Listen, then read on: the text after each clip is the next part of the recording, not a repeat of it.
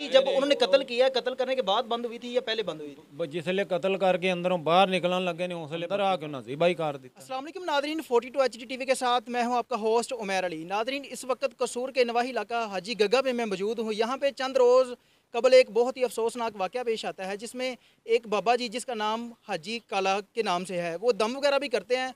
उनको शाम के टाइम जो है वो कुछ 3 नामालूम अफराद आते हैं घर में, दम करवाने के बहाने आते हैं, उनकी गर्दन काट कर उनको कत्ल कर देते हैं। अभी मैं उस घर के बाहर मौजूद हूँ, घर के अंदर चलते हैं। उनके बेटे जो है वो मौजूद हैं, उनसे बात करते हैं कि ये सारा मामला हुआ क्या और वो कौन लोग थे जिन्होंने उनको कत्ल किया। अभी तक उनका कोई पता चला है या नहीं चला। जी आइए, अभी मैं उनके घर के बाहर मौजूद हूँ।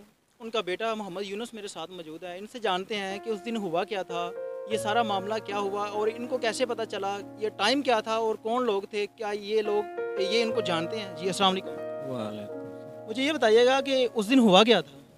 3 आदमी आए ने मोटरसाइकिलों से बाबा जी को दम कराने से दम कराने के अंदर चले गए, जिथे बाबा जी बह के दम करते हैं उत्थे चले गए ने। तकरीबन कोई अद्धे घंटे बाद बाहर निकले ने या पौने घंटे बाद निकले ने। तो वो जिसले वो चले गए ने, बाहर निकले ने तो दौड़ते निकले ने। तो मालूम होया भी खरे चोरी अंदरों करके गए ने। मरीज तो नहीं दौड़ के जाते ना, मरीज तो आराम नाल जाते हैं। जिसले अंदर वेखा तो बाबा जी रिजी बाए पे ने। उस दिन जब ये सारा वकूआ हुआ, उस टाइम आप लोग घर में कौन कौन था? घर में 4 5 6 लोग थे ना, सुते पे। रात के 10 बजे का वाक़या, 10:30 बजे गए ने। तकरीबन 10 बजे आए ने, 10:30 बाहर गए ने। अद्धे घंटे ਦੇ ਵਿੱਚ उन्होंने सारा अंदर वाला काम बाबे वाला तमाम ਜਿਹੜਾ कर दिता है। ਜਦੋਂ ਉਹਨਾਂ ਬਾਬੇ ਜੀ ਨੂੰ ਜ਼ਿਬਾ ਕੀਤਾ, ਕੋਈ ਕਿਸੇ ਕਿਸਮ ਦੀ ਆਵਾਜ਼ ਨਹੀਂ ਆਈ ਤੁਹਾਨੂੰ? ਕੋਈ ਆਵਾਜ਼ ਨਹੀਂ ਆਈ। ਉਹ 3 ਜਣੇ ਸੀ। ਬਾਬਾ ਬੁੱਢਾ ਬੰਦਾ 80 85 ਸਾਲ ਉਹਦੀ ਉਮਰ ਹੈ। ਉਹ ਤਾਂ ਉਹਨੂੰ ਤੇ ਇੱਕ ਬੰਦਾ ਬੱਚਾ ਜਿਹਾ ਹੀ ਫੜ ਲਿਆ ਤੇ ਉਹ ਤੇ ਹਿੱਲ ਨਹੀਂ ਸਕਦਾ। 80 85 ਸਾਲ ਬਾਬੇ ਨੇ ਕੀ ਕਰਨਾ? ਉਹ 3 ਜਣੇ ਨੇ, 3 ਜਣਿਆਂ ਨੇ ਤਾਂ ਉਹਨੂੰ ਹਿੱਲਣ ਵੀ ਨਹੀਂ ਦਿੱਤਾ, ਨਾ ਊਂ ਦੀ ਚੂੰ ਕਰਨ ਦਿੱਤੀ ਹੈ। मेरे सुनने में आया कि चंद रोज़ पहले आप लोगों को कोई धमकियां वगैरह भी फ़ोन पे किसी ने लगाई थी, ये इस तरह का कोई मामला था? ਉਸੇ ਰਾਤ ਹੀ ਫੋਨ ਆਇਆ। ਉਸੇ ਰਾਤ फ़ोन आया है? नहीं, जिस रात बाबा जी ਨੂੰ ਕਤਲ ਕੀਤਾ ਗਿਆ ਹੈ, ਉਸ ਕਤਲ ਕਰਨ ਤੋਂ ਬਾਅਦ फ़ोन ਆਇਆ? ਪਹਿਲੇ फ़ोन ਆਇਆ। ਕੀ ਉਹਨਾਂ ਨੇ ਕਿਹਾ? ਉਹਨਾਂ ਨੇ ਕਿਹਾ ਵੀ ਅਸੀਂ ਤੇਰੇ ਨਾਲ ਕਰ ਲੈਂਦੇ ਹਾਂ ਗੱਲ। ਤੇ ਇਹਨੇ ਅੱਗੋਂ ਕਿਹਾ ਵੀ ਜੇ ਤੁਸੀਂ ਆਮਨਾ ਤੇ ਖਫਨ ਆਪਦਾ ਸਰਾਣੇ ਰੱਖ ਕੇ ਤੇ ਫਿਰ ਮੇਰੇ ਵੱਲੇ ਆਇਆ ਜੇ। ਤੇ ਉਵੇਂ ਚੰਦ ਟਾਈਮ ਬਾਅਦ ਹੀ ਉਹ ਆ ਗਏ ਨੇ। ਸਾਨੂੰ ਉਹਨੇ ਦੱਸਣ ਦਾ ਟਾਈਮ ही नहीं ਦਿੱਤਾ। नहीं, जिस दिन आप लोगों को फ़ोन आया है उस दिन आपने किसी को बताया, पुलिस को इन्फॉर्म किया या कोई किसी किस्म की आप लोगों ने कार्रवाई नहीं की? ਚੰਦ ਮਿੰਟ ਪਹਿਲੇ ਫੋਨ ਆਇਆ ਨਾ, ਤੇ ਉਹ ਟਾਈਮ ਨਹੀਂ ਨਾ ਮਿਲਿਆ। ਉਸੇ ਵੇਲੇ ਬਾਅਦ ਚ ਤਾਂ ਉਹ ਆ ਗਏ ਨੇ ਨਾ ਕਤਲ ਕਰਨ ਵਾਲੇ। ਇਹ ਤਾਂ ਅਸੀਂ ਕਿਸੇ ਨੂੰ ਦੱਸਣਾ ਹੀ, ਜਾਂ ਉਹਨੇ ਬੇਟਿਆਂ ਨੂੰ ਦੱਸਣਾ ਸੀ, ਜਾਂ ਹਲੇ ਮਹੱਲਾ ਨੂੰ ਦੱਸਣਾ ਸੀ ਕਿ ਮੇਰੇ ਨਾਲ ਇਹ ਵਾਕਿਆ ਹੁੰਦਾ ਪਿਆ, ਜਾਂ ਮੈਨੂੰ ਫੋਨ ਆਇਆ ਜਾਂ ਧਮਕੀ ਆਈ। ਉਹ ਤਾਂ ਟਾਈਮ ਹੀ ਨਹੀਂ ਮਿਲਿਆ। ਉਹਦਾ ਚੰਦ ਮਿੰਟਾਂ ਬਾਅਦ ਹੀ ਆ ਗਏ। फ़ोन आया किन्हों ਨੂੰ ਸੀ? ਬਾਬਾ ਜੀ ਦੇ ਮੋਬਾਈਲ ਤੇ ਆਇਆ, ਬਾਬੇ ਨੂੰ ਹੀ ਆਇਆ। ਬਾਬੇ ਨਾਲ ਹੀ ਗੱਲ ਹੋਈ। ਜਿਸ ਨੰਬਰ ਤੋਂ फ़ोन ਆਇਆ ਉਹਦੀ ਕੋਈ ਪੁਲਿਸ ਨੇ ਕੋਈ ਕਾਰਵਾਈ ਉਸ ਨੰਬਰ ਤੇ ਕੀਤੀ? ਉਹਨਾਂ ਹੀ ਅੱਗੋਂ SHO ਨੇ ਇੱਥੇ ਸਾਡੇ ਘਰ ਬੈਠਿਆਂ ਫੋਨ ਉਹਨੂੰ ਕੀਤਾ ਵੀ ਮੈਂ ਤੈਨੂੰ ਮਿਲਣਾ ਚਾਹੁੰਦਾ। ਉਸੇ ਨੰਬਰ ਤੇ ਉਹਨੇ ਅੱਗੋਂ ਬਦਤਮੀਜ਼ੀ ਕੀਤੀ ਉਹ ਆਦਮੀ ਨੇ। ਇਹ ਵਕੂਆ ਕਿੰਨੇ ਦਿਨ ਪਹਿਲੇ ਦਾ? ਇਹ ਜੀ ਮੰਗਲ ਵਾਲੇ ਦਿਨ ਦਾ 7 ਤਰੀਕ ਸੀ, 7 ਸਤੰਬਰ ਸੀ। ਰਾਤ ਦੇ 10 ਵਜੇ ਉਹ ਜਿਸ ਟਾਈਮ ਉਹਨਾਂ ਨੇ ਬਾਬਾ ਜੀ ਨੂੰ ਕਤਲ ਕੀਤਾ ਉਸ ਟਾਈਮ ਘਰ ਦੇ ਵਿੱਚ ਤੁਸੀਂ ਮੌਜੂਦ ਸੀ? ਸਾਰੇ ਜੀ 5-6 ਜੀ ਮੌਜੂਦ ਨੇ। ਅਸੀਂ ਤਾਂ ਗਿਆ ਜੀ ਅੰਦਰ ਦਮ ਕਰਾਉਣ ਡਿਆ ਨੇ। ਸਾਨੂੰ ਇਹਦਾ ਨਹੀਂ ਪਤਾ ਉਹਨਾਂ ਨੇ ਸਾਡੇ ਨਾਲ ਵਾਕਿਆ ਕਰਦੇ ਨੇ।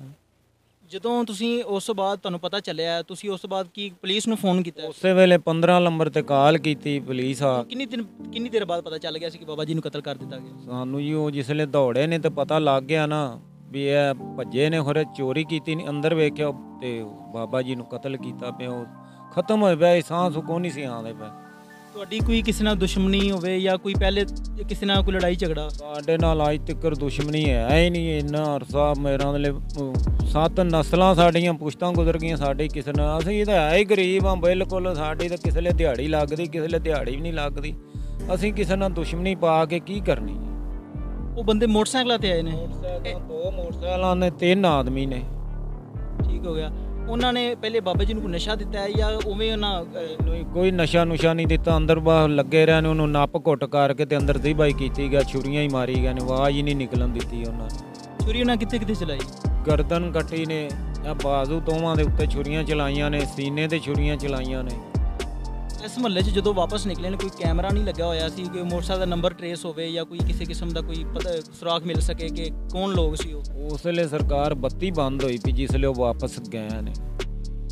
नादरीन अभी हम घर के अंदर चलते हैं, वो कमरा आप लोगों को दिखाते हैं जिस कमरे में बाबा जी को उन्होंने कत्ल किया है, और जिस कमरे में सारे लोग सो रहे थे वो भी दिखाते हैं, और वो कौन लोग थे अभी तक उनका कोई पता नहीं चला, क्योंकि इस मोहल्ले में कोई कैमरे लगे नहीं थे हुकूमत की तरफ से, ना किसी भी किस्म का कोई इंतज़ाम किया गया है। और वो लोग आए हैं, जब इनका कहना है कि जब वो आए हैं कत्ल करने के फ़ौरन बाद लाइट भी ऑफ हो गई है, तो वो कौन लोग थे? इनकी ना तो किसी के साथ कोई दुश्मनी थी और ना ही किसी के साथ बाबा जी का कोई लड़ाई झगड़ा था। पता नहीं वो कौन लोग थे जो आए हैं जिन्होंने कत्ल किया। अभी हम घर के अंदर चलते हैं, आप लोगों को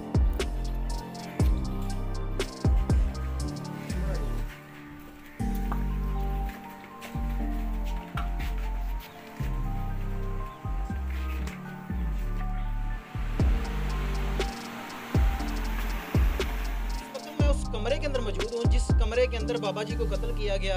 ये वो चारपाई है जहाँ पे वो बाबा जी बैठ के दम वगैरह करते थे। वो दम के बहाने आए हैं, उन्होंने अंदर आके यहाँ पे बिठाया उनको।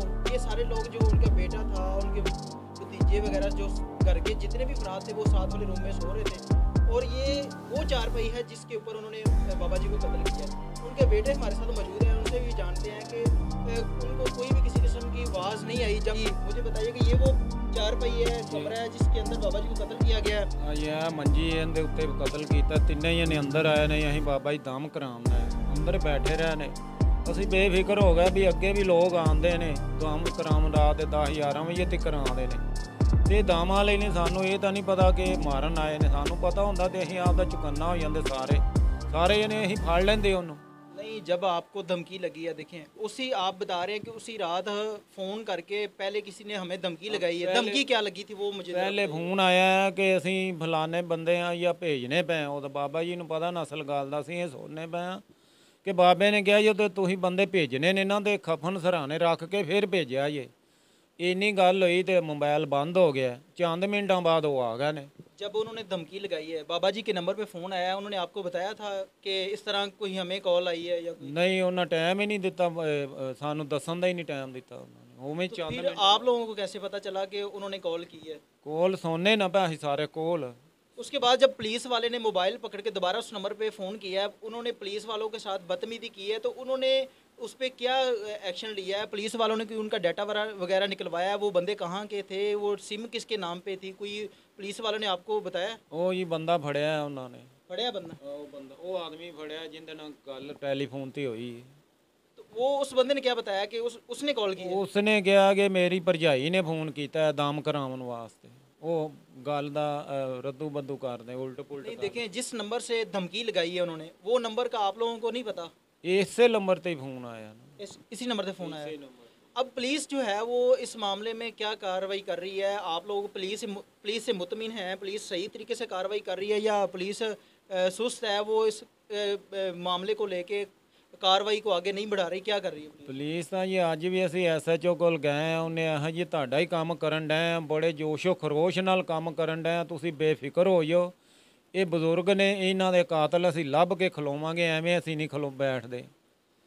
ਉਹ ਸਾਨੂੰ ਤਾਂ ਜਦੋਂ ਅਸੀਂ ਜਾਂਦੇ ਹਾਂ ਰੋਜ਼ਾਨਾ ਦਿਹਾੜੀ 'ਚ 1-2 ਵਾਰੀ ਜਾਂਦੇ ਹਾਂ, ਸਾਨੂੰ ਐਵੇਂ ਹੌਸਲਾ ਅਫਜ਼ਾਈ ਦਿੱਤੀ ਜਾਂਦੇ ਨੇ, ਐਵੇਂ ਕਰਨ ਡਏ, ਐਵੇਂ ਕਰਨ ਲੱਗੇ, ਐਵੇਂ ਕਰਨ ਲੱਗੇ। ਉਹ ਬੰਦਾ ਫੜਿਆ ਹੋਇਆ ਨੇ ਜਿਹਦੇ ਨਾਲ ਟੈਲੀਫੋਨ 'ਚ ਗੱਲ ਹੋਈ ਧਮਕੀ ਦੀ, ਉਹ ਇੱਕ ਫਾੜ ਛੱਡਿਆ। ਅੱਗੇ ਹੋਰ ਗੱਲ ਕੋਈ ਨਹੀਂ ਚੱਲਦੀ ਪਈ ਇਹ ਤੀਕਰ। ਅੱਜ 9 ਦਿਨ ਅੱਜ ਹੋ ਗਏ ਨੇ ਜੀ।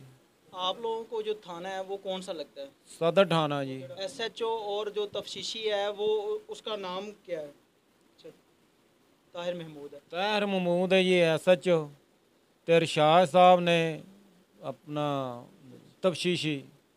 जो बंदा उन्होंने पकड़ा है वो पुलिस की हिरासत में है? हाँ ये वो रियासत में ਅਸੀਂ ਆਹ ਸਾਨੂੰ ਵਹਾਓ ਕਿਹੜਾ ਬੰਦਾ ਉਹਨੇ, ਅਸੀਂ ਤੁਹਾਡੇ ਸਾਹਮਣੇ ਨਹੀਂ ਕਰਨਾ। ਇਹ ਤੂੰ ਬਾਕੀ ਦੇ ਫੜ ਕੇ ਫਿਰ ਤੁਹਾਨੂੰ ਦੱਸਾਂਗੇ ਕਿ ਇਹ ਬੰਦੇ ਸਾਰੇ ਅਸੀਂ ਹੁਣ ਫੜ ਲੈਣੇ, फिर ਤੁਹਾਨੂੰ ਵਹਾਵਾਂਗੇ। एप्लीकेशन के अंदर लिखा हुआ है जो बंदे घर के अंदर आए हैं दम करवाने के लिए, आप उनको पहचान सकते हैं? वो जी मास पहना उन्होंने, तो वो तो बत्ती बंद हो गई, तो पहचानना किस? बत्ती जब उन्होंने कत्ल किया, कत्ल करने के बाद बंद हुई थी या पहले बंद हुई थी? जिसले कत्ल करके अंदरों बाहर निकलन लगे ने उसले बत्ती बंद हो गई। नहीं, जब वो घर के अंदर आए हैं तब बत्ती चलती पई सी। तब वो जब घर के अंदर आए हैं उस टाइम आप लोगों ने उनका चेहरा नहीं देखा? नहीं, उन्होंने मास पहने से मुँह ते। ਤੇ ਉਸੇ ਤਰ੍ਹਾਂ ਐਵੇਂ ਸੁਸਤ ਰਹਿ ਗਿਆ ਨਾ ਕਿ ਰੋਜ਼ਾਨਾ ਦਮ ਕਰਾਉਣ ਵਾਲੇ ਆਉਂਦੇ ਨੇ, ਰੋਜ਼ ਹੀ ਦਮ ਬਾਬਾ ਜੀ ਕੋਲੋਂ ਰੋਜ਼ ਹੀ ਕੋਈ ਬੱਚਾ ਲਈ ਆਉਂਦਾ, ਕੋਈ ਗੋਦੀ ਵਾਲਾ ਬੱਚਾ ਲਈ ਆਉਂਦਾ, ਕੋਈ ਕਿਸ ਤਰ੍ਹਾਂ ਦਾ ਦਮ ਕਰਾਉਣ ਆਉਂਦੇ ਨੇ। ਅਸੀਂ ਤਾਂ ਉਹ ਗੱਲ ਤੇ ਰਹਿ ਨਾ ਕਿ ਇਸ ਤਰ੍ਹਾਂ ਦਮ ਕਰਾਉਣ ਵਾਲੇ ਆਏ, ਉਹਨਾਂ ਕਿਹਾ ਅਸੀਂ ਦਮ ਕਰਾਉਣ ਆਏ ਆ ਜੀ, ਤੇ ਅੰਦਰ ਆ ਕੇ ਦਮ ਕਰਨ ਲੱਗ ਪਿਆ ਨੇ। ਉਹ ਜੀ अंदर आके उन्हें ज़िबा ही कर दिता। जी नादरीन, मेरे साथ मौजूद थे मोहम्मद यूनुस जो कि बाबा जी का बेटे थे। उन्होंने बताया कि पुलिस इस मामले में इनको दिलासे दे रही है कि हम लोग कार्रवाई कर रहे हैं। अभी तक उन्होंने एक बंदा पकड़ा है, जिस नंबर से इनको धमकी लगी थी उस नंबर का उन्होंने डाटा निकलवाया और वो जो बंदा पकड़ा है इन्होंने कहा है कि हमें दिखाएं। उन्होंने पुलिस वालों ने दिखाने से नकार कर दिया। ये गरीब लोग हैं, पुलिस कानून गरीबों के लिए, अमीरों के लिए कोई कानून नहीं है। ये गरीब लोग हैं, जाते हैं रोज़। वो चाचा जी का कहना है कि वो थाने में जाते हैं और पुलिस वाले इनको बस ये कह के घर भेज देते हैं कि हम लोग कार्रवाई कर रहे हैं, अभी तक कोई रिपोर्ट नहीं मिली, ये नहीं हुआ, वो नहीं हुआ। तो मेरी वज़ीर आला से और वज़ीर आज़म से अपील है कि गरीब लोग हैं, गरीब और गरीबों के लिए और अमीरों के लिए कानून क्यों एक जैसा नहीं हो सकता। अगर बाबा जी को बेरहमी से इन्होंने कत्ल किया, ज़िबा कर दिया, तो उनको जो जिन लोगों ने ये काम किया, कार्रवाई की है, उनको कैफरे किरदार तक पहुंचाना चाहिए, उनको सज़ा मिलनी चाहिए। इसके साथ ही अपने मेज़बान को इजाज़त दीजिए। देखते रहिए 42 HD TV।